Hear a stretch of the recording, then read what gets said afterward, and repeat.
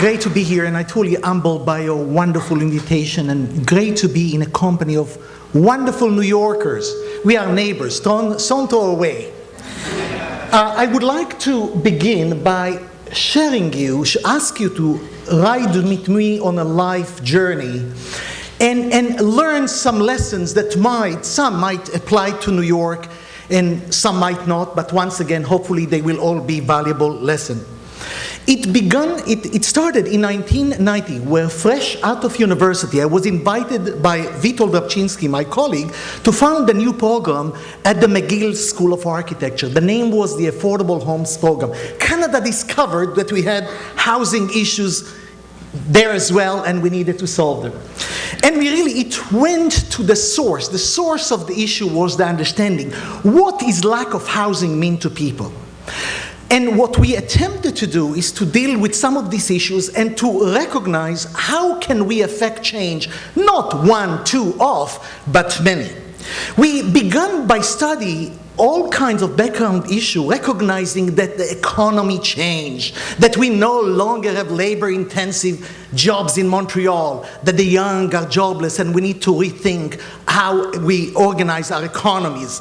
We recognize that the demographic have changed. We recognize that no longer the family here on the left is the norm, and we need to think and design for other types of people. We recognize that lifestyle have changed. Homes is expected to do more than just shelter people, and we need to think about how our life changes and affect in homes. We also recognize that in a time where other industry like biomedicine and say electronics are so innovative, why are we living in an archaic time? We recognize that natural resources are depleting. We don't have as many forests in Canada as we used to, and we need to think and create completely different material with which we will build housing. We recognize that we are ignoring a new phenomena. Last year, the Home Depot, for example, I just talked to the board, sold for $40 billion, and we are still expecting the developer and the builder to do everything, not counting on the do-it-yourself skills. We recognize that we are building further and further and creating urban sprawl, and we need to think about completely different combination of communities that bring other value to their places. So we pause. And we say, how should we build communities for the 21st centuries and homes? Strangely enough, we look to the back. And we say, what was the glorious time in American housing architecture? The 1940s and 50s. The trusses, the plywood, all this stuff. So we say, if we want to learn the future, let's start by learning the past. Why they were successful. We then started to take the typical home and put it under the microscope. And we say, well, we can no longer afford to build these crazy shapes. We can no longer be able to use these all kind of shapes. And if we build, we rather build taller rather than wider. We need to also recognize that if we join unit, the energy that is lost by the middle unit there on the bottom will be gained by the neighbor. So we need to use these shapes as well. We went on to recognize that architects really are using dimensions that make carpenters cut plywood and wood in an unnecessary fashion, and we need to think dimensions as well. And we came up with a grow home, 14 feet wide home that was built on the campus of McGill University. I did not have tenure that. I was scary. So we built it not knowing what will happen, and what we have suggested that we have to start small. And in the future, people may be able to go to take the rusty Toyota and drive to IKEA and buy the doors and install them later. We don't need to have 6 bathrooms all connected to the internet. And we suggested that we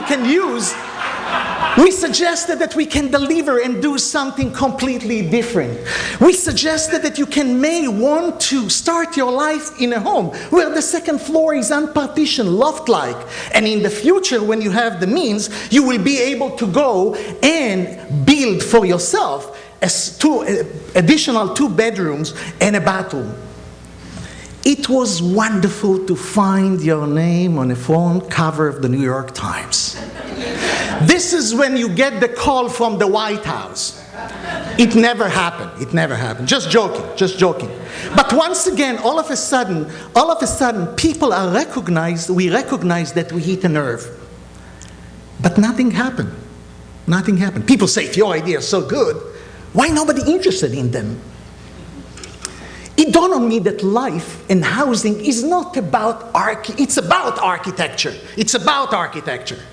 But it is about people. Giving a child a desk can change their life. It can make a president. Giving people opportunity to have a room and a shelter can create a nation. And housing is about building nations. And we recognize that we need to do. And this is what happened 6 months later. I started to study innovation. And then I discovered that only 2.5% of all society and humanity are what you call innovators. The other ones are joined and come after. So I recognized, gee, what I need to do is to find that 2.5% person. I also recognize that I don't want to be arrogant. I need to round and shape my ideas. I need to understand that if you are arrogant, you will never go nowhere, and you will not let these kids have this wonderful desk at home. He walked into my office. His name was Leo Marcotte. He walked into my office in 1991 in the verge of amazing recession. He was inch away from going under.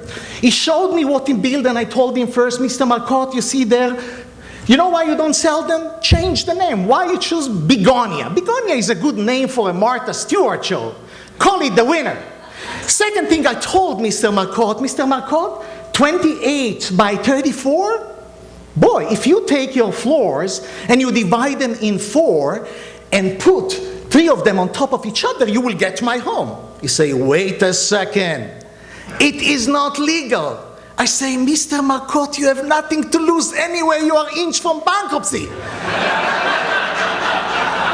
He say, sir, you have a point. You have a point.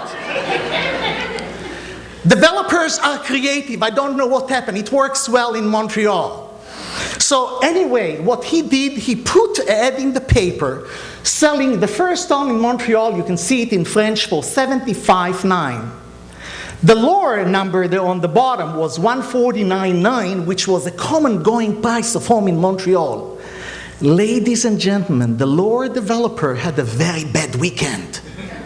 25 units were sold in the first weekend. The entire development of 87 units were sold in 2 weeks. 1,000 homes were built in the first year. And we stopped counting in 1995 in 10,000 homes. 10,000 homes. We stopped counting. We invented a prototype, a type, and once again, this is a row house. And once again, we brought it to today things. And we find out that most of them were built by small builders. This is the ones who build most of the housing. We recognize that previous ownership of most of them were renters. Tenure, and we satisfy money. If you are to design something to somebody who pay rent already, you know how much they pay design for them. We then recognize that many of them, those who live in them many of them were single-parent families. There were also single people and so on, and there were a couple as well. And we went on to document. We recognized that we built for ourselves an amazing laboratory. And we went on to document them, and we checked the type of homes that they build in the basements and so on, and how they adjusted their life or the places according to their life. And we went on, we recognized most of all that we gave them ladder to opportunity, and they started to love this home, opening the door with a kick, because each time they came home, they had a package to make their home even better. And they build walls, floors, and electricity, and really I don't know if electricity is legal.